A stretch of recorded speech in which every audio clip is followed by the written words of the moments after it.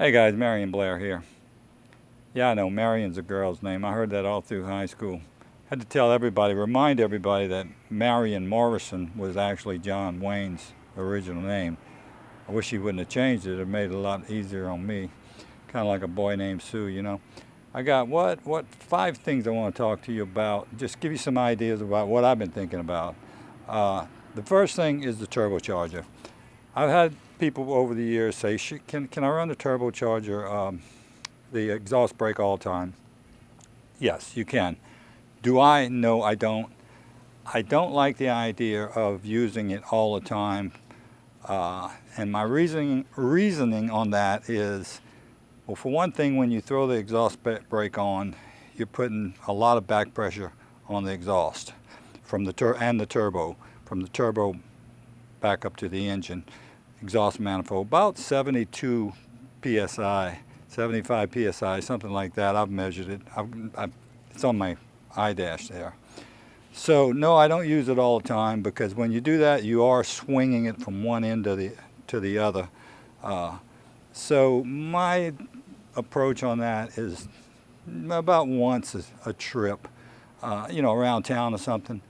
I'll give it the full exhaust and let it wipe that slide, is the theory. Any buildup of soot or anything that's on it, I'll do that. You're not producing that much soot where you got to have that thing just sliding back and forth all the time. So my thought on it is, no, I don't want that thing going all the way up against the stop and possibly, having an actuator failure. And I don't like the idea of the back pressure. But I do use it. Now towing, that's a totally different matter. You got to use it when you're towing. At least I do. But just for running around. Now the downside is you probably get a little more brake wear, but not that much really in town, because it doesn't come on that much anyway. So the other thing is these lug nuts. Okay, lug nuts. I got to snooping around, and you hear a lot of people having tire balance issues and stuff, death wobble and all that. This doesn't pertain to that at all, but it does kind of make you wonder about sometimes different things. And what I'm getting at is these lug nut, let me see if I can show them to you here. So on your wheels, and this one just happens to be on the bottom, but you see right here, you've got the theft-proof doohickey, the lug. Well, that thing weighs 1.1 ounces more than the rest of them. Does it make any difference? Probably not, because it's pretty much centered on the hub. If you're an anal person, and I am, I took them off the back just to see if it ran any smoother or anything. And of course, I run 80 pounds of air all the time too, so that's another thing. But if you were really anal enough, you can either remove it, or you could put another one up here to compensate for the difference in weight. Now you say 1.1 ounces. Well, that's actually a pretty good bit of weight. I balanced a lot of motorcycle tires, and we do it in grams. Now I realize a big truck tire like this is going to have probably several ounces of weight on it, but it's just a thought. Something that I never thought about before until I got to fooling with it. And if I was having balancing problems, I probably would even them out. Either put another one there or get rid of this, really, because I don't see the point in it. If they're going to steal my tire, go ahead and steal it, I guess. Okay, so I know that this is controversial stuff. That's why I brought it up. Here's another one, the oil filter. Do you need to change the oil filter every time you change the oil? A purist would say absolutely.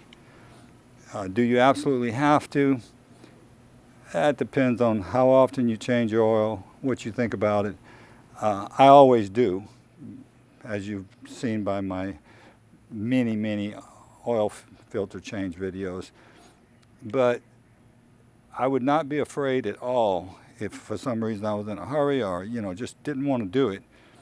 I would not be afraid to just dump the oil, leave the old filter in, and just put the new oil in. I know that rubs people the wrong way sometimes, But that filter is good for 15,000 miles.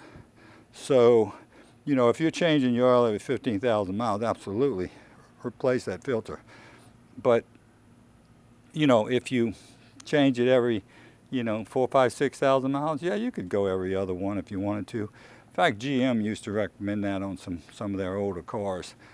It's not perfect, I know, and some people drip their oil overnight and all that kind of stuff. That's fine, but it's just, I've heard the opposite of what I'm telling you, is that some people say, well, I changed my filter several times doing an oil change, or at least once, let's say. But I think it's probably the other way around. Your filter is going to go, you know, 15,000 miles. So why change it every 6? You're not really filtering anymore, or improving the filtration. So that's my thought on that. Okay, I made a list here. Oh, the other thing is the 6.7a update. I had that done the other day, and I'm going to tell you when I get some data on it, if I get some stuff that seems to make sense. I recorded with my iDash all of the, you know, various parameters, like almost 100 parameters that I normally record. When I get the data, I'm going to let you know what I come up with as to what changed before and after the revision. That's the 6.7a update. That's the one that got Cummins in trouble over emissions. Now, just from looking at it, I don't see where it's any difference. But, you know, I don't think it affects the EGR. Wish it would cut it down, but I'm sure it doesn't. My suspicion is that it's going to use more DEF fluid. That's fine with me because I don't use enough of it like I am now for, you know, because I don't drive this truck that much. Now, for a high mileage driver, I can totally understand why that would, you wouldn't be happy with that. And I did get my transmission oil analysis test, so we'll go back in the office here in my computer room, and I'll go through that with you. It's fairly uneventful. The truck's only got 76,000 miles on it. They give you a comparison of a truck with 40. My readings are all over that, but I'll show you that in a few minutes, so let's go do that. Oh, and there's one other thing I forgot to tell you. As far as fuel filter changes, I'm coming up on a fuel filter now. Don't have quite 15,000 miles on it, but just as kind of a reference point, I've got 600 gallons run through the filter since my last filter change. Still got about 12-13% left before I get to the 15,000 mile mark. To me, the better way to do it is by how many gallons you run through it, not by how many miles, because if you're towing and you're getting 11, 10 miles to the gallon, whatever you get, you know, you're going to run a lot more fuel through there, and 15,000 miles is going to be a hell of a lot more than 600 gallons if you're towing all the time. It's just a thought, but all I'm saying is you're safe with 600 gallons. I'll see where it ends up eventually when I actually get to the 15,000 mile point, which I'm going to go all the way this time. So anyway, wanted to mention that. Okay, so I got my oil transmission analysis back from the sample I sent in. I believe it was in my last video. This is from Blackstone. They're one of many people that do this. I think what most people like about Blackstone is they give you a kind of a little general summary of the condition of your oil sample. And a lot of people that are not real familiar with all the additives and the wear metals and all this stuff, it kind of helps give you some sort of a reference. So let's go through them. I'm not going to go through this in detail. Well, actually, yes, I am. I'm going to bore the hell out of you with this, and you can skip through it or you can listen to it either way. But here we go. So this sample is from 2014 Ram with the Cummins diesel. It's got 76,000 miles on it when this sample was taken. And as you can see here, Marion, thanks for your note. Iron and silicon are high range in the first sample from your Sam's transmission. This is the first sample I've ever sent to these guys. But we're not too concerned. Iron tends to track with use and looks fine as a parts per million, parts per mile, parts per million per mile basis. And all of the readings that we're going to go through down at the bottom here, I believe, are all in parts per million, by the way. That's the way they measure this. Plus, if the oil hasn't been changed many times, some metals could be from break-in material with silicone from sealers and assembly lubes. For reference, universal averages on the far right show typical wear for the 68 RFE after 40,000 miles of oil use. So they give you an example, and you'll see this in a second, of a truck that's got 40,000 miles on it, and you can compare that with whatever miles you got on yours, which in my case is 76,000 when this was taken. No contaminants was evident, and oil held up well. A tan of 2.1 shows mild acidity, which is an extra charge, I think, of $15 to get this oil acidity test. Check back in another 15,000 miles. Okay, so that's what that says, and that's one of the things people like about this is they give you kind of a little commentary on it. So as promised, I'm going to go through these one by one and bore you as much as I can. If you blow this up full screen, you'll probably enjoy it more. And man, I'm cutting it close on the right-hand side here on the universal averages, but they're there and you can read them. So as you can see, there's several columns here. Let's go ahead and take the aluminum first. Now, aluminum, it's typically the transmission housing, some of the valve body, pistons and stuff. High levels may indicate wear, for the component. You can see that mine here is a 27. The universal average is 13. Now, that universal average is for a truck with 40,000 miles. So I don't really consider 27 that high.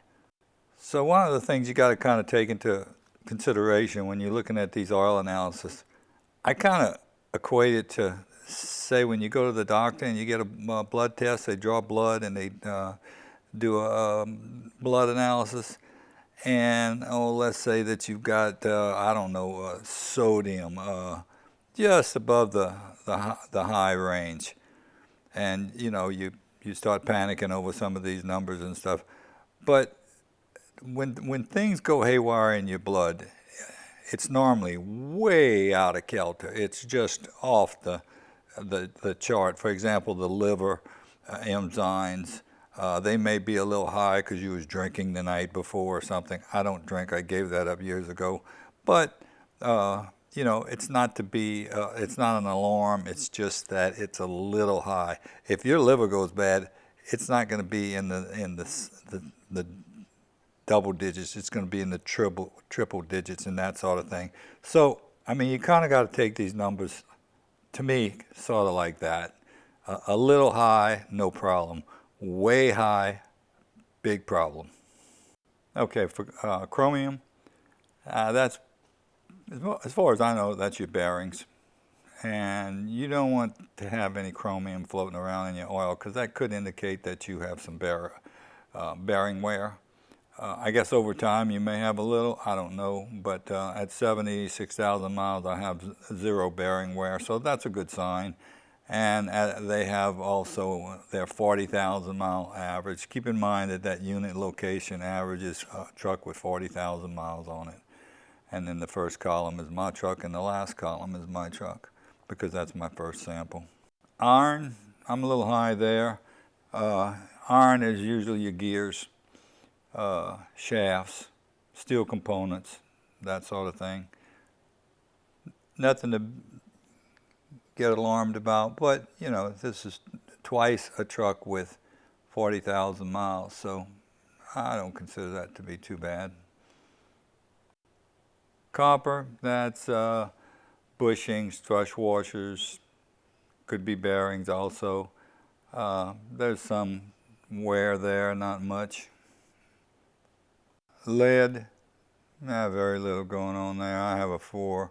Universal average is what, 3? But I do want to change my oil here coming up pretty soon. I just hadn't gotten around to it, so you'll get to see that video eventually. And then you have tin. That's usually part of your bushings and copper bushings and bearings. That usually occurs with copper, and it can signal bushing wear. It's not extremely high here. I think all of my readings are probably going to be high because you know, the truck's got twice the mileage of their sample truck with 40,000 miles on it. Keep in mind that on these 68 RFEs, if you look at your manual, I think they call for a transmission oil change. What is it? I don't have it in front of me. 120 something thousand miles. So, of course, I tow probably 50% of all this mileage, which isn't that much, 76,000 miles. At least 50% is towing. Nickel, that's very low. Nickel's used to coat bearings, and it's not, doesn't really indicate any kind of wear there. Typically, it's just could indicate some issues with the bearing, but this is so low that it's insignificant to me. Now keep in mind that all of these that I'm going down through the list here, these are wear metals. We're going to go through the additives here in a little bit, because some of this stuff is additives. So I think I got out of order, but anyway, moly 0000. Moly can be a wear indication, but it also can be an additive.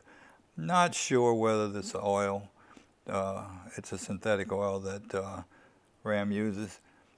I don't know if it's got any moly in it or not, to be honest. Manganese, it's an alloy steel in the transmission components. If it's very elevated, again, it can indicate some gear wear and bearing wear. Silver, that's usually found in electrical contacts and that sort of thing. I don't believe there's any silver in this transmission, just like the moly. There's zeros all the way across. This is Blackstone's standard form, so some of this stuff may not exist, and I suspect all zeros is that's what we're looking at, like the moly and the silver. Okay, so that's the wear metals. We're finished with that, thank God, right? All right, let's talk about contaminants. There's only 3 of them that I can see. First is silicon. Silicon, that's a famous word for dirt. You can see we're a little high, but not excessively. But that's the reason why you'd want to change your transmission fluid periodically. That, restore the additives, and get rid of any metals that may be floating around. They've got pretty adequate filtration in these transmissions, but there's nothing like clean oil. And then, to save time, sodium and potassium. Both of those would probably, if you had excessive sodium or potassium, I think you're probably that's probably gonna be associated with a coolant leak into your transmission fluid in some way or another. But this is a little high on my side, but it doesn't look bad. Okay, and then last is the additives. And I'll run through those as quick as I can because I know this is getting long. Boron, that's a additive to improve the oil anti-wear properties, and detergent. It's a detergent, or detergent C. It can also serve as a friction modifier. Calcium, that's another additive, a detergent additive. It neutralizes acid, helps keep the components clean.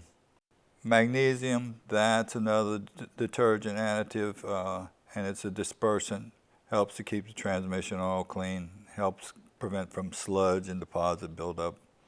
Phosphorus, No, that's a key anywhere additive. It's used along with zinc, and it forms this long ass name that I can't pronounce. The acronym is ZDDP. That's Zulu Delta Delta Papa, if you want to look it up. And it's protects against wear and corrosion. Down at the bottom here, you can see where the viscosities, flash points. They're looking for antifreeze in the transmission fluid. They're looking for water, that sort of thing. Those are all in line on my truck. So, you know, in general, everything looks pretty good compared to the 40,000 mile truck. They said check back in 15,000 miles. Yeah, that's fine. I'm going to try to change my oil just to make a video on it as soon as I can. So look for that here one of these days when I get a chance. The other thing is I mentioned I had another YouTube channel that I just kind of throw some of my aviation stuff and just a bunch of general stuff up there. I'm about 50 subscribers short of being able to monetize it. If you guys want to help me out, 50 of you, go over there and just subscribe. You don't need to watch the stuff. It's probably may not even be interesting, but I appreciate if you will. Otherwise, thank you for watching this long video if you made it this far. If you haven't, I don't blame you. But as I always say, thanks for watching and adios.